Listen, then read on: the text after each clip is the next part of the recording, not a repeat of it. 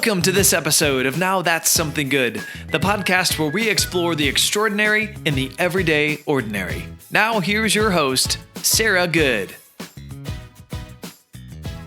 Hey friends, welcome back to Now That's Something Good podcast. I'm here today. Will, you're with me, right? I'm with you, yeah. So it's been a little bit since we've been behind these microphones.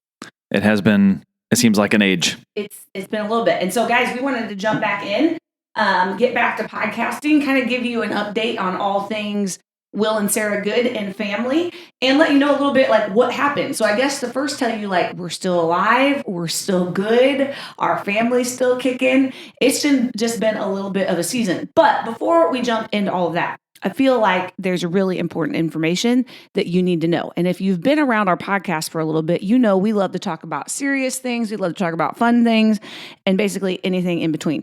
You also know we are very serious about our beverage choices around here, especially ones that have to do with coffee. And we're coming to you. We're recording this right now on Saturday. Oh, it's not Saturday. It's Monday. Monday already. Yep. This is the Monday after, excuse me, look, my voice is not used to this. After 4th of July weekend. We both got the day off of work. Yes. Which is fun. And so we need a lot of beverages. So, Will, what beverages are you drinking right now? You have like a buffet of beverages on the table. That's why I asked you first. I have Best Dad Ever coffee or water. It's in a Best Dad Ever cup. And I have a shaken, not stirred, iced coffee that is Four Sigmatics Think Blend. And yummy. It's in a Star Wars cup. And I feel like the cups yes. do matter at this point. It does matter. I've got some I actually took pictures of it because it looked really cool when I made it. I'll post those. Okay. Or you'll I post also them. put pictures of all mine. So I have 3 drinks this morning because we haven't eaten yet. It's like noon. We slept in today, which is a little crazy. We won't bore you with all the details of our life, but I'm a big collagen fan. So it's about done now, but a chocolate collagen little smoothie thing. I don't know. Of course I had to have iced coffee. That's in my 2 Rivers cup, my little iced coffee, decaf iced coffee, because if you know, Sarah Good's got enough internal caffeine. You don't need the go-go. I don't need the caffeine boost. Y'all wouldn't be able to listen to this podcast. You have to slow it down. And then water. You have to have water. Oh, no. Here it comes. But guys, if you've listened to the podcast for a little bit, you know that this past year I have developed an affinity for gnomes. I think it's affinity because infinity is like Marvel. And both. It's affinity and an for infinity. For cute little gnomes. And so I may or may not be drinking my water today in a USA patriotic themed gnome cup. But you know all the drinks is a good sign that this is going to be a Sabbath type day at the Good household. We're hydrating. We're staying well hydrated. So I hope that you will go grab water in a gnome cup or whatever cup you like, or coffee or tea or whatever it is. And as you know, the deal around here is we're going to have a conversation. And so it might be Will and I talking, but when we are having these conversations, you all, whoever you are listening, wherever you're listening, whatever time frame you're listening, you're very close to our heart and our mind. So these are conversations that we hope you feel like you're sitting here. If we could just transport you all into our podcast studio around our little wooden table, we'd offer you a beverage or 2 or 3, whatever you would like, and just have a little chat with us today. And so that's what we want to do. We're just going to catch you up on a little bit of things going on around here, and then catch you up on what's the future of the Now That's Something podcast going to look like. So, Will, you got anything to add so far? Now That's Something Good podcast is back. Is back. We're back. We've missed you guys. So it's honestly, a lot of you have asked, and we really appreciate you reaching out. We have literally dropped off the face of our social media platforms and the podcast without really saying much of anything. That is not a normal MO for us. We're going to give just a little backstory to that, but the real short version of the answer is we just had to.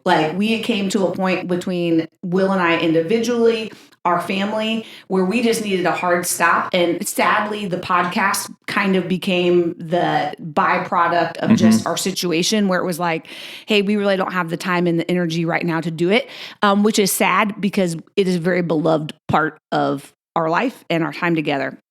So we found ourselves, we're going to take you back to April, because actually I think our last podcast we posted, Will, do you remember? I think was it was like the end of March, April. We knew we were going to take a little bit of a break because Easter was the first week of April. And if you'll remember, Will works at MasterCard full time, and I work for Two Rivers Church. Love my job there. But Easter and Christmas are kind of crazy times in ministry church world.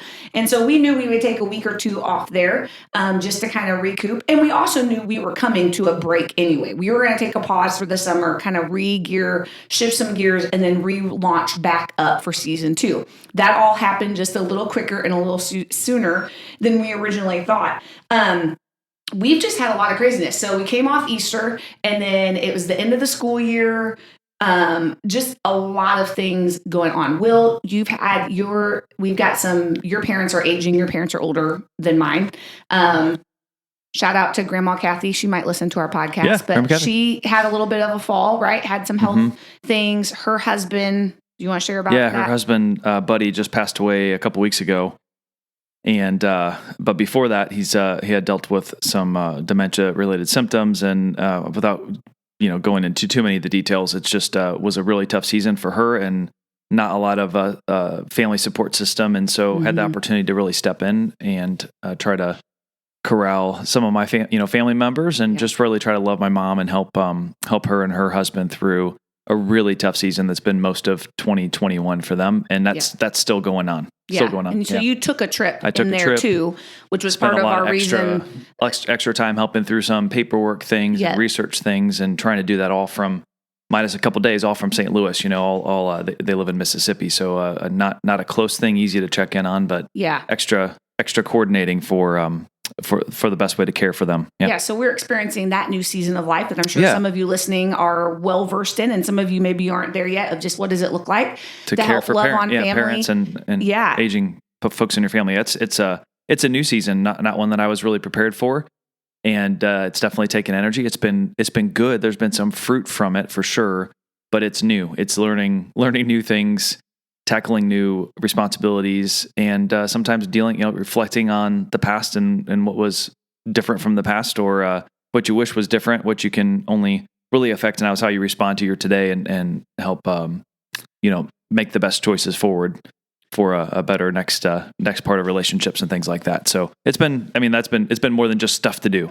It's been some emotional things too. All of those things kind of collided with also we have the privilege, so that's on our family side, but we have just a lot of friends that feel like family, and friends and family that we've gotten the privilege to walk alongside of them in just some really, really hard things. We just seem to be in a season where there is an influx of abnormally hard things. And so we want to spend the most time loving on people and ministering to people and having conversations and just all of those things that bring us life and just is what we're called to. All is just being people and loving for people. So all of that season has ramped up over the last few months. It was ramping up before we kind of took a break. And then honestly, while we've been on this break, it's been in kind of hyper gear. So we've really been just focusing on our family. And so I had a chance right after Easter. We knew, you've heard us talk. If you go back to the first episode of 2021, I don't know what number that was, Will and I shared with you all from our vacation time in Laredo, Mexico. We actually recorded then. If you want to go back and check that podcast, we talk a lot about rhythms and seasons and just how we try to structure our family. Best intentions, like we don't always get this right, but we try to take vacation time together a couple times a year. We try to get away by ourselves a little bit every so often. And of course, we do things together as a family. And so I was due for some days alone and got to go. You actually have heard our friend Mike Boulware. He was on podcast. I don't know. We should check all these episodes. We'll link them in the show notes. Great podcast. We actually recorded that podcast. It was our first on location podcast at Woody's Beach, and him and their family, Christy and Troy, graciously let me go spend some time out in their little cabin that just sits on this lake, and it's just far removed from people, and it's just beautiful. And I got some days out there to just kind of sit, be quiet, recoup. I already knew, man, I'm getting close to the danger line a little bit. There's just a lot going on. Need to take some moments to recharge. And while I was at Woody's Beach, just a beautiful, beautiful time.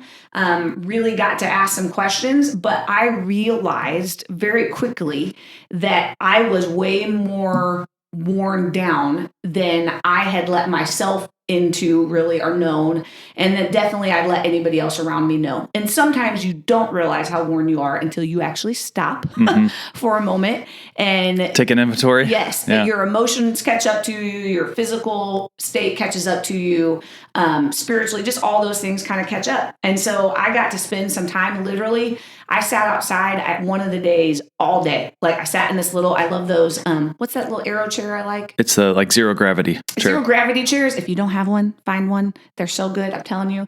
I sat out there and just sat and listened to the water, listened to nature, and God and I just had some conversations, but I really realized, man, I'm a little more worn out and a little more tired than I realized. And there's a whole lot of reasons that anybody can get there. There's a whole lot of reasons. I'm sure some of you listening are nodding your head and going, oh yeah, I know that feeling. Some of you right now might be in the midst of just running all over the place. I kind of feel like collectively, we're in this weird season where we've come out of a pandemic where life really on some levels kind of halted to a screech, whether your job, some people's jobs we talked about ramped up, some people's didn't, but we all just had to learn a new normal and a lot of things to deal with and manage. And so now we're in a season where we're kind of coming out of some of that and everything is kind of ramping back up. And so just trying to figure out what does all this look like and how do we balance things and what is a good pace. And so Will and I and our family have just been trying to figure all of that out. But from our Woody's Beach time, one thing I just want to share with you guys and where the basis of our conversation we just want to kind of share about today is what do you do and where are you at when you realize your soul is weary? Now, I know some of you are like, your soul, Sarah? Like, really? Like, what does that mean?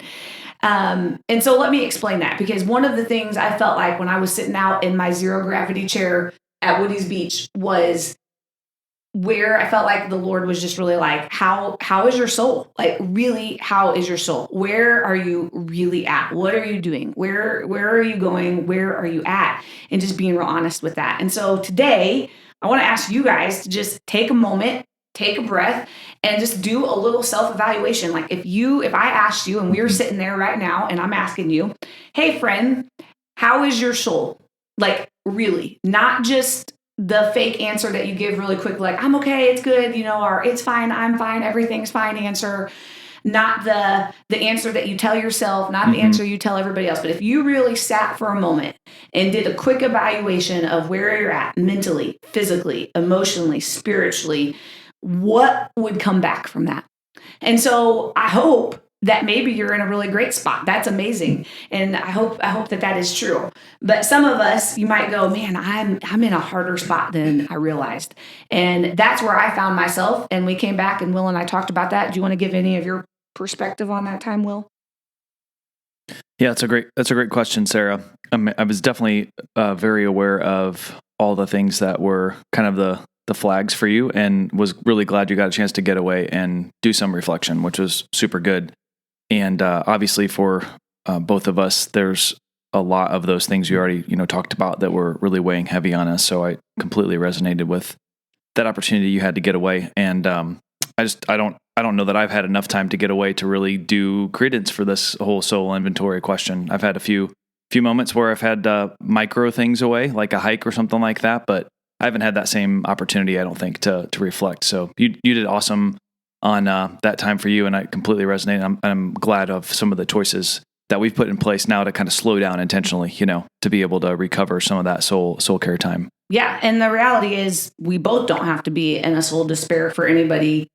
Like if you have a friend or a spouse or whatever, you might not both be in the same spot, and that's okay. Actually, it would be better, probably in some ways, for you both not to be super exhausted, right. So you can help take care of somebody row the boat while somebody's puking over the side, right? Okay, but like we said, we've just been in a season, and that was at the beginning of April, and then since then, where I think we've both been processing just a lot of the hard things. We talked about the end of 2020 was really hard as we lost my grandparents, and then we very quickly in January lost a very good friend of ours that we had done life with and cared a lot about. And then, like I said, we've just had the honor and privilege to walk through some other people that are dealing with deep grief and very deep, hard things. And so I think all of that over the last few months has just kind of culminated together.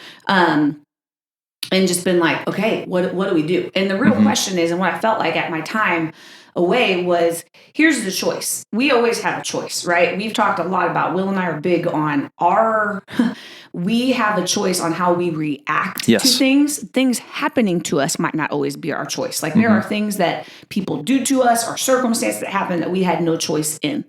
But our reaction and what we do in and out of those things and our actions post those things are our choices. And sometimes it might not feel like they're always completely our choice, but they are. And so I really felt like it was, hey, you've got a choice here. Are you going to listen to the warning signs? Are you going to listen to what's going on? Or are you just going to keep going and being like, I'm fine, it's okay? And to be very honest, my personality, if there's any type A, Enneagram 1 people out there, I don't stop easily. And I'm quickly to go, it is okay. Because I really do believe that. I do, especially where my faith pulls in the mix. Like I know where my hope is and all this stuff, but that doesn't mean we can't listen to the things that God is telling us, or just the pure signs of like, I'm tired, or there's extra things happening, and giving ourselves space to just think and process that. So here's what I would ask, or just say, like, what maybe you're thinking like, well, Sarah, what are the signs that I would even know?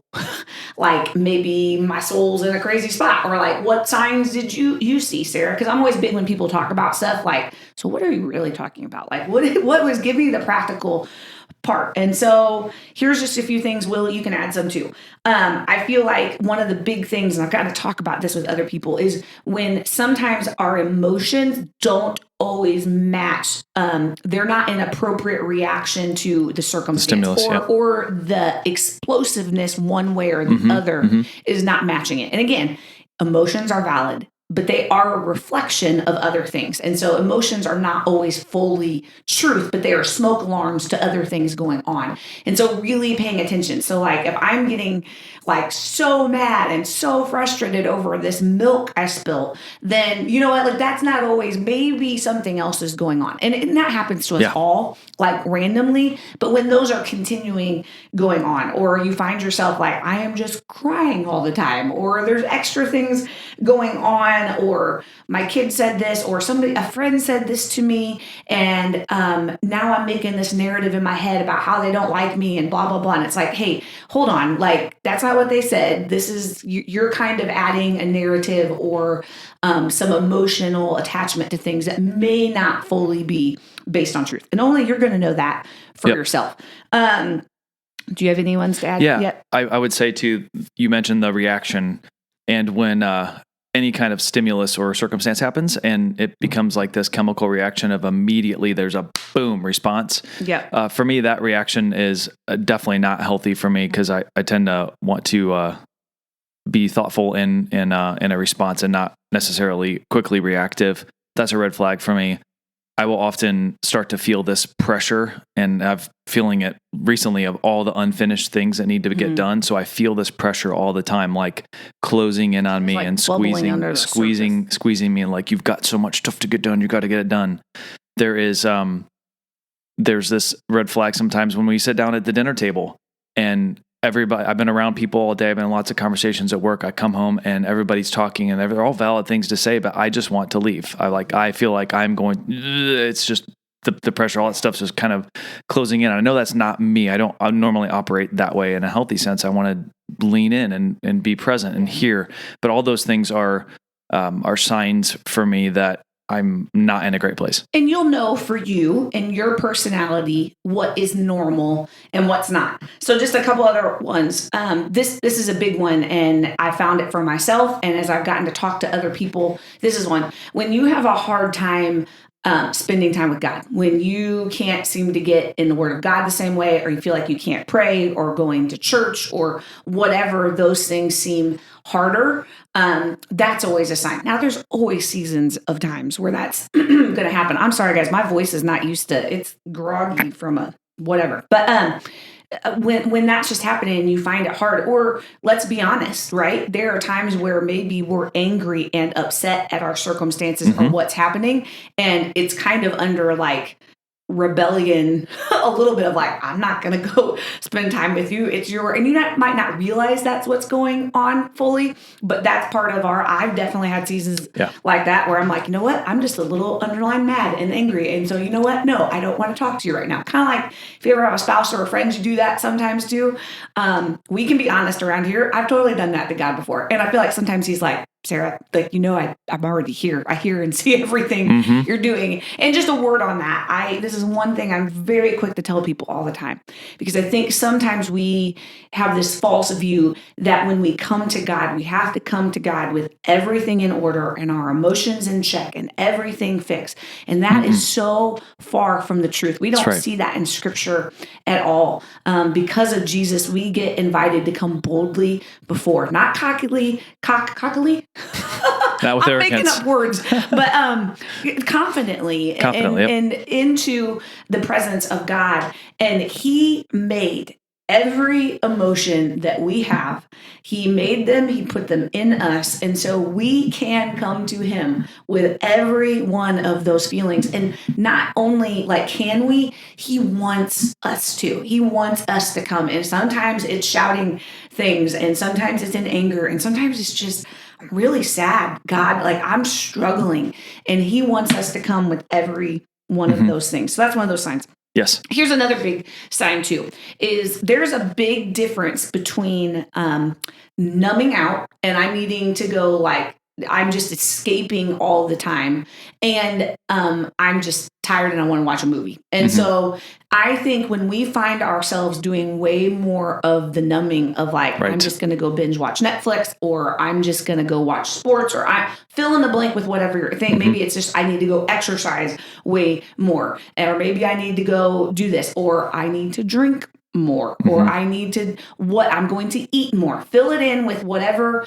the thing is. Now, any of those things in moderation are okay, right? Like Will and I like to watch TV, and there are some nights where it's been a hard day and we're like, you know what? We're just going to watch the next episode of whatever show we're watching, and that's okay. But if we're always running to those things and it becomes almost obsessive or whatever, that is a sign of going, hey, okay, wait, what's going on here? Am I running from something, or am I trying to fill something else out? Am I coming to you? Am I coming to that thing for relief instead of trying to go somewhere that's going to bring real restoration or renewal, which is what I really need in this moment? Yes. And it's easy. It is way easier to do numbing things than sometimes it is to do any of the recharging, life-giving things. And we do, I mean, we've very much had that. I mean, you talked about the dinner table, Will. I mean, there are times like, gosh, we love our kids. We really do. And we love our family. But let's be honest, they're needy little people. And when you are worn down and you're tired, one more person talking to you and one more person asking you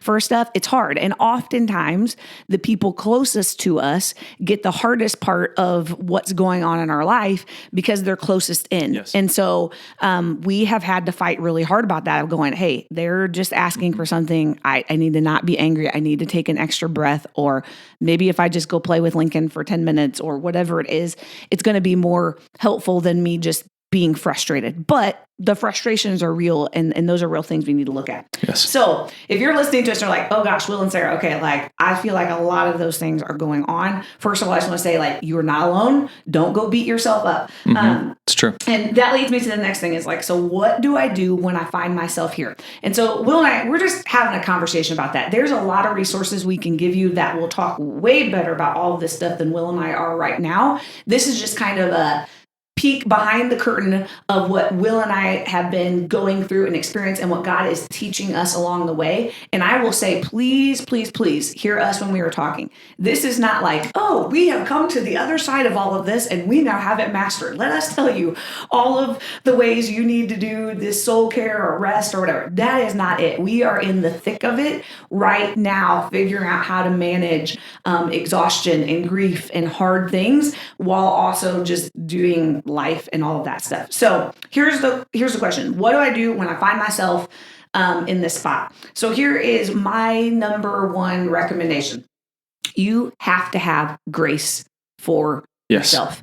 So in Matthew, there is a really well-known passage of scripture where Jesus says, you need to love the Lord your God with all of your heart, with all of your mind, with all of your strength, with all of your soul. And then he says this, and you need to love your neighbor as yourself.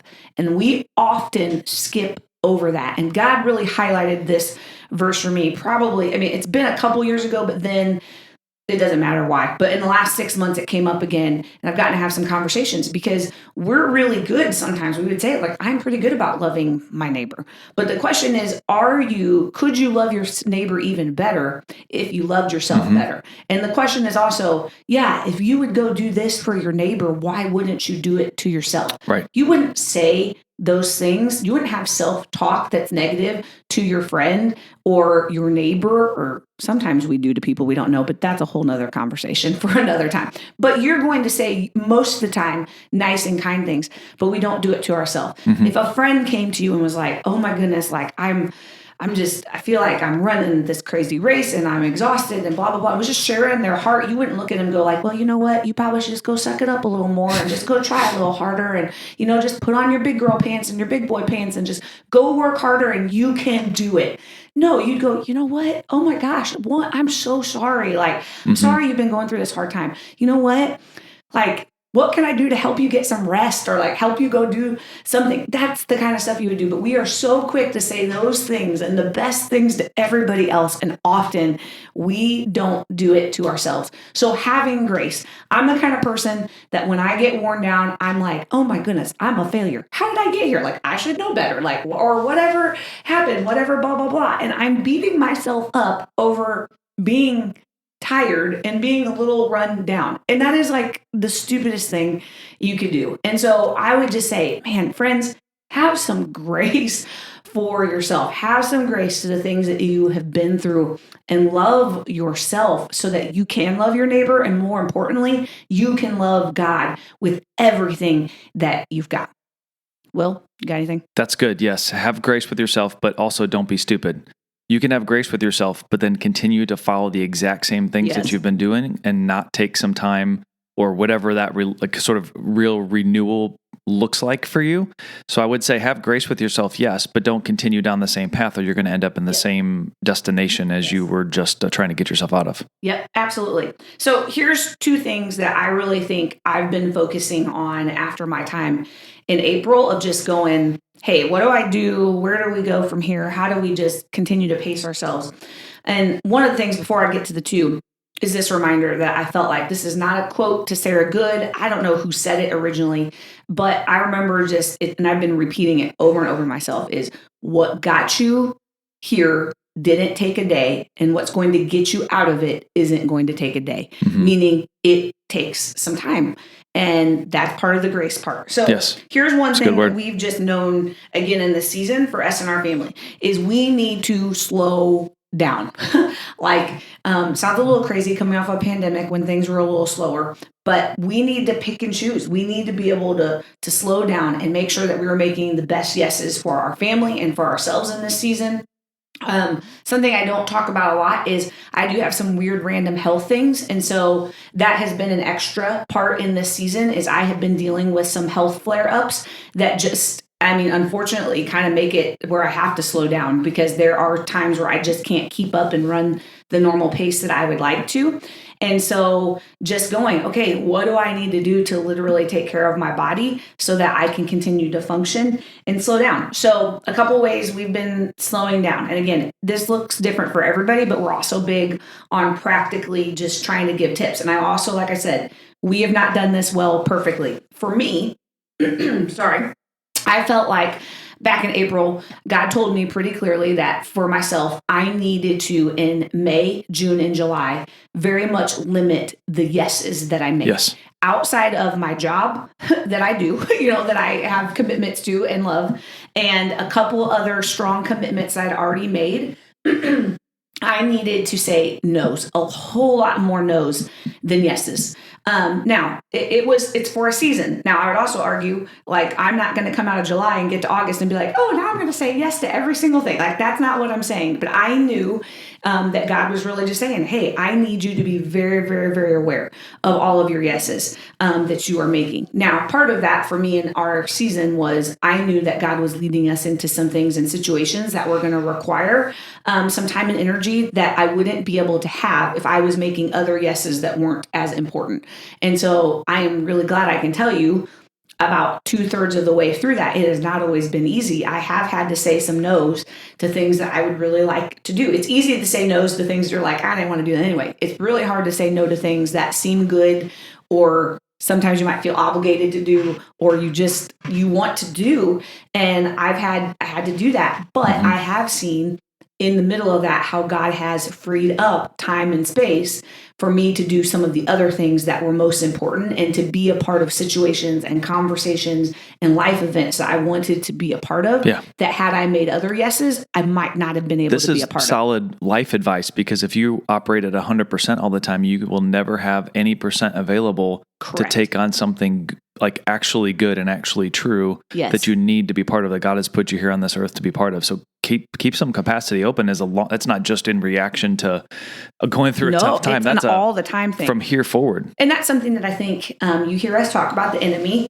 We in our faith journey believe in all of that, and he wants to keep us busy, because when we are so busy that we can't kind of think past ourselves sometimes, we're not doing all the life-giving things, and we're not aware of, like, hey, I could have this conversation, or hey, I have time to invite this person over, or I can go grab coffee here, and that's going to look very different for every one of you listening, and only you'll get to determine what that is. But I think so often we buy into this lie that we do have to be busy, and we have to do this, and our kids have to play every sport, and I have to be at everything anybody asks me to do, and you just don't. Like, if the pandemic taught us nothing, it was like, man, there's a lot of things we not required need to do for your life to and it's thrive. Not mean. So, like, for some of you listening, you're probably going, Sarah, there is no way I could say no to some of these things. And let me just tell you, first of all, I get you, because I would be a borderline people pleaser, and I have learned a lot along the way. But there are definitely times where I could tell you I have said yes to things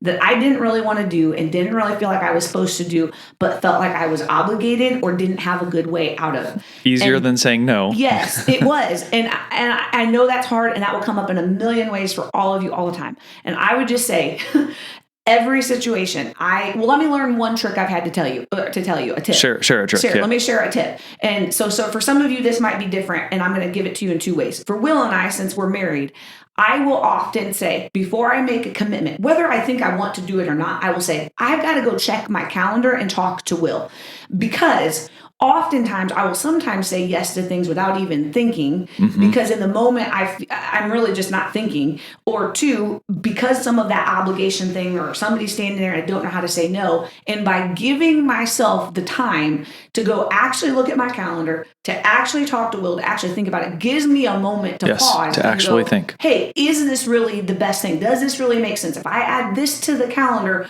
what else does that mean? Because you heard it said probably, every yes is a no to something else, and they count desperately. Because if I fill my calendar every night of the week and I've not been here to do stuff with my kids, you've said no to your kids. I've said no to them. So you are saying no to something, and there's a lot of books and resources. We won't harp on that. Now, if you're saying, hey, Sarah, like, I'm single, I'm not in a relationship with somebody, awesome. I've talked to a single mom friend of mine about this recently. Find a friend. Find somebody else that you could use as your kind of backup person, or it really is okay to say, you know what, I need to take a 24 hours or a couple of days. Let me get back to you. I need to go look at that. We just feel this undue social pressure. It's sometimes. So easy to say, I'm gonna check my calendar first. Yes. And you don't have to say that you have your calendar with you. You can check your calendar thoughtfully and check it out. So there's ways to do that nicely. And of course, there are things you want to do and people you want to hang out, or sometimes it's just like, hey, we don't have a margin right now, but could we reschedule? Can we look a month out or something? Because there are just things. So anyway, slowing down, making the best yeses. What does that mean? What does that look like? And for every person in every season, there's going to be different times of that. That's right. So another just big, here's number 2 of the tips. So the first one is slow down, whatever that looks like for you. And that's what we've just been trying to do.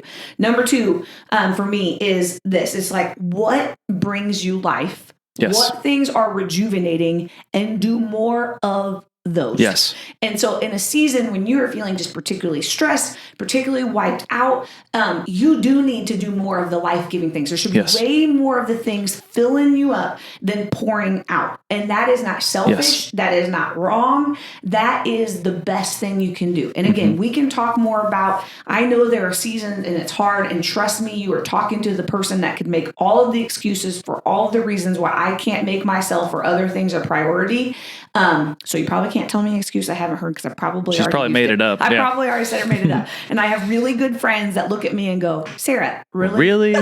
And God love them. And they're probably listening to this. Thank you. I love you for all of that. So, but what things are life-giving? I had to literally, I know it sounds dumb, I had to make a list, because I would have a friend that would talk about this, and I'm like, what does bring me life? Like, what is, and let me explain what that means more, is again, it's things that fill you up. What things that you're doing it make you feel happy, that but bring a smile to your face. They don't feel like a chore because you love it. It's not a burden, right? It's not a burden. And that could be anything. There is no right or wrong list. My list looks way different than Will's list. That's going to look way different than your list. Some of you are like, I love cleaning the bathroom. That brings me life. I'd say that would be a life sucker to me. But to you, if that's you, awesome. Like, and you know what? You might actually feel guilty when you do it, because if you are a people pleaser, or you want to just not create conflict or whatever, I'm going to give you an out.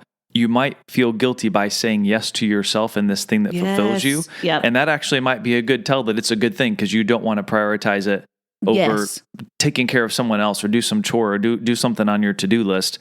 Take care of yourself.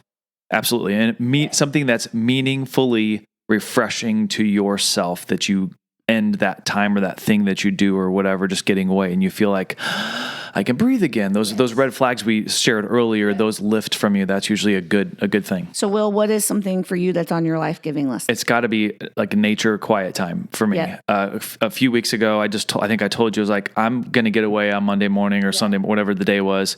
I need to go on a hike. I'm going to be gone for 4 hours.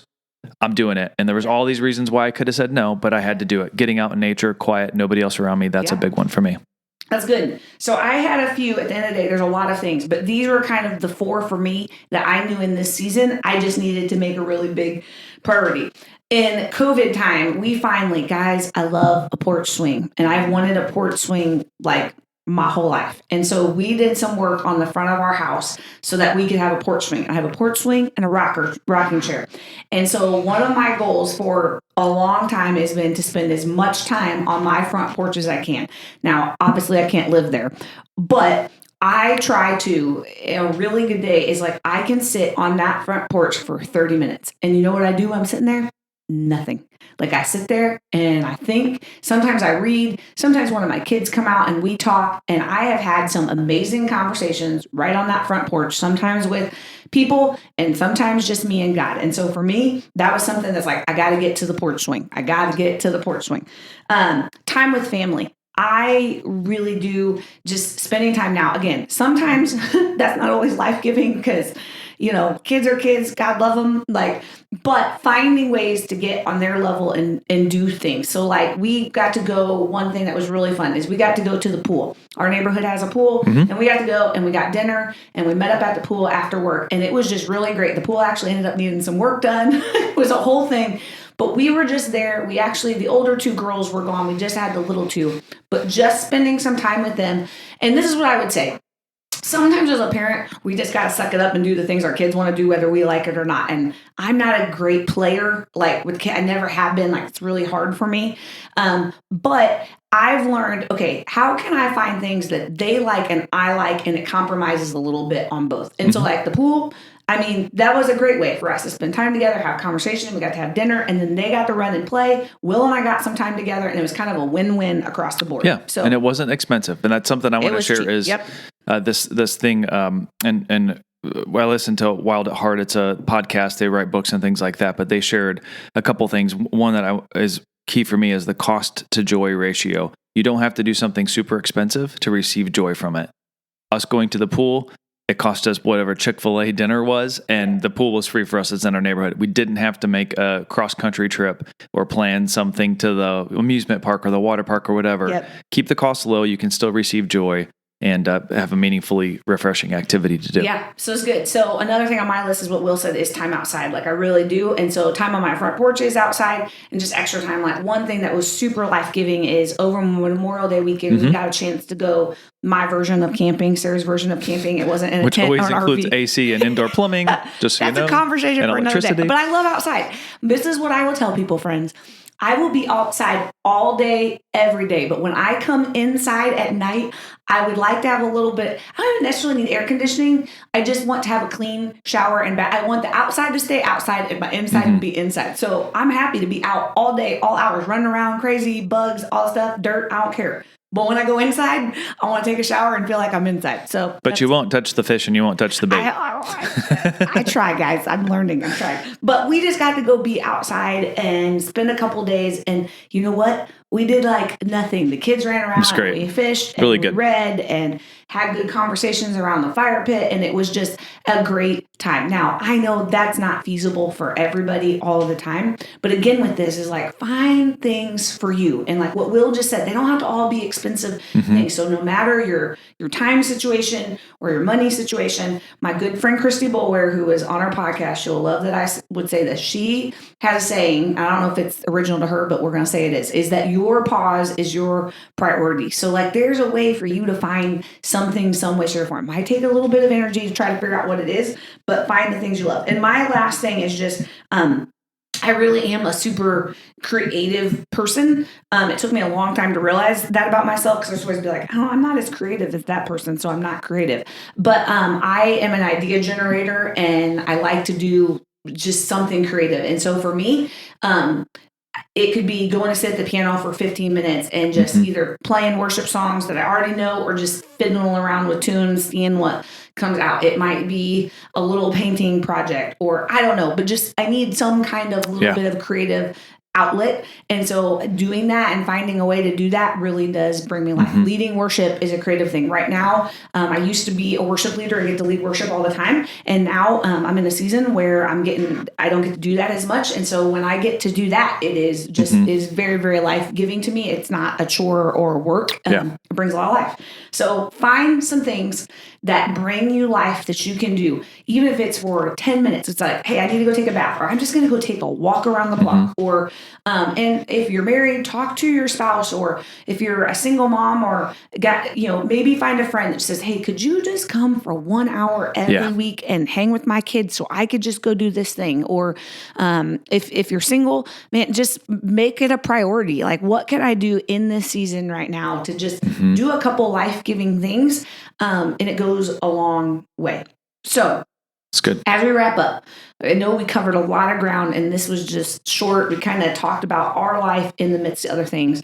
And I just want you to know, like, Will and I really are like, we're thinking about you guys and we're praying for you. I actually want to tell a story that actually was the catalyst to this. So let me come back to the podcast because like we said, when it got really crazy and busy and there's a lot of things, this just kind of had to stop. And it was hard, but like literally there was no brain power. Like I couldn't even begin to muster. Like I said, sadly, you haven't even seen any social media posts from us because it was just like, this was the one thing that could stop and I had a little control over. We had control over and needed to stop.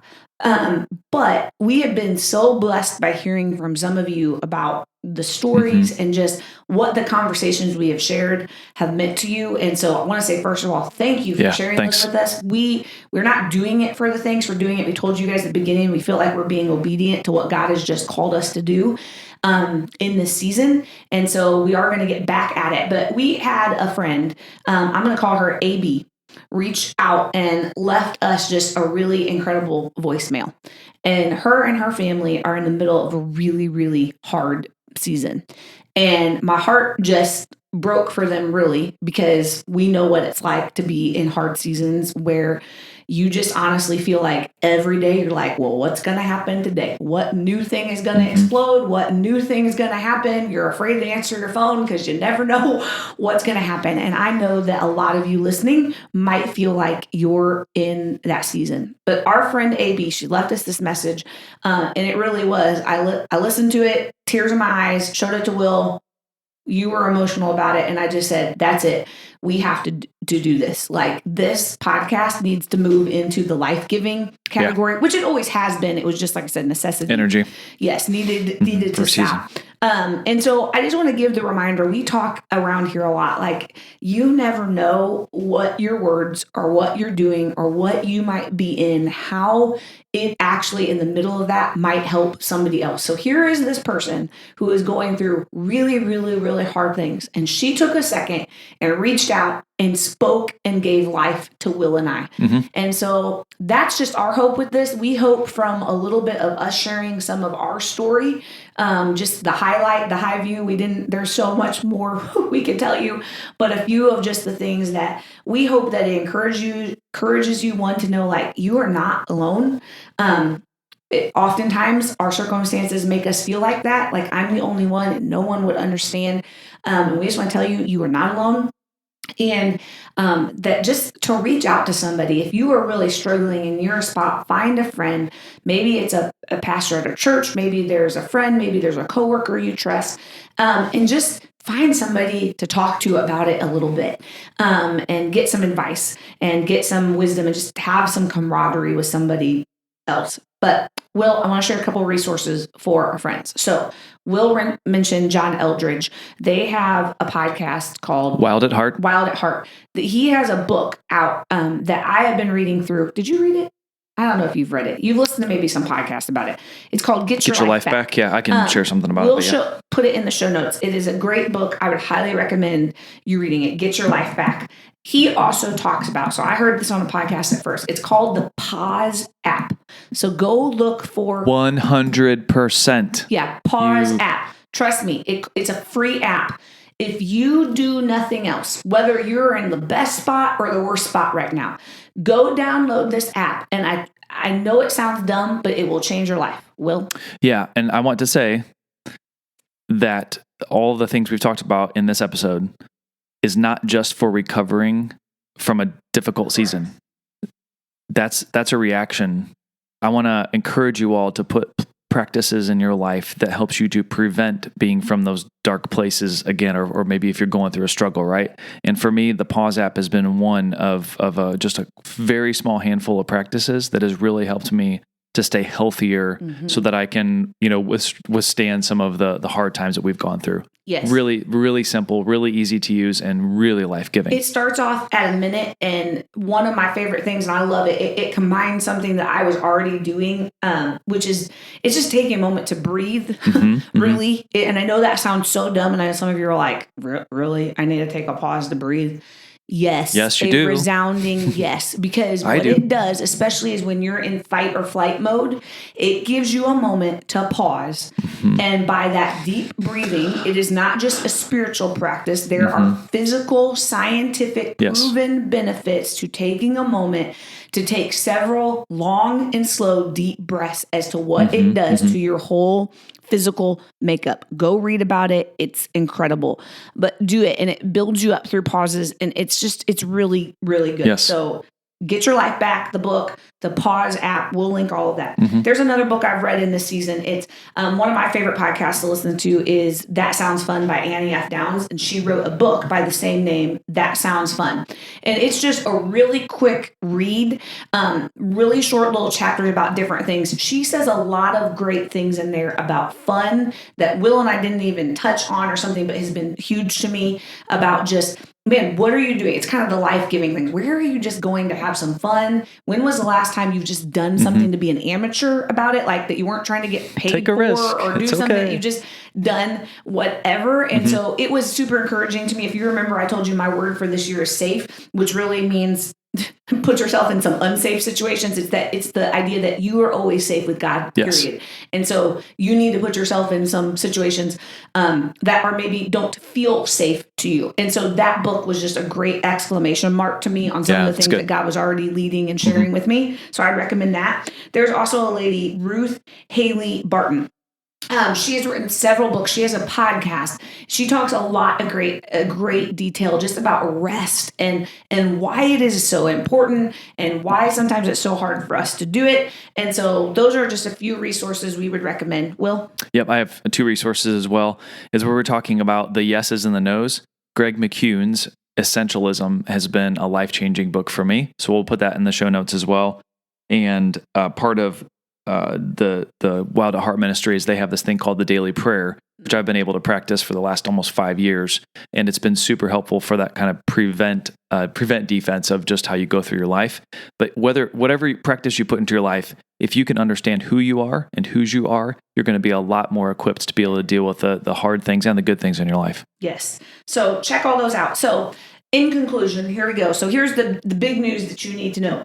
Season 2 of Now That's Something Good podcast is coming back really soon. We will have a date here for you soon. So this podcast, when you listen to it, will be on a Wednesday. We will have a few more weeks off, and then we're going to jump right back into doing one of our favorite things is sharing people's stories about how God does extraordinary things out of the everyday ordinary. Our church is reading through the New Testament together, and we are in the book of Acts. And last week, I believe, just read the scripture again that is where part of that heart comes from about how Paul was in Peter. I don't know. I'm going to go back. I'll read you the verse. But basically, the disciples had been in, and these guys in the court were like, what is with these guys? They must have been with Jesus. And they said they are just ordinary, uneducated, unschooled. Yep. And I love that. And they said, but they've been with Jesus. Yes. And that is our hope and heart, that man, out of the ordinariness of our lives, that Jesus would be seen, and it's in him and through him that extraordinary things happen. So we can't wait to tell you, we've got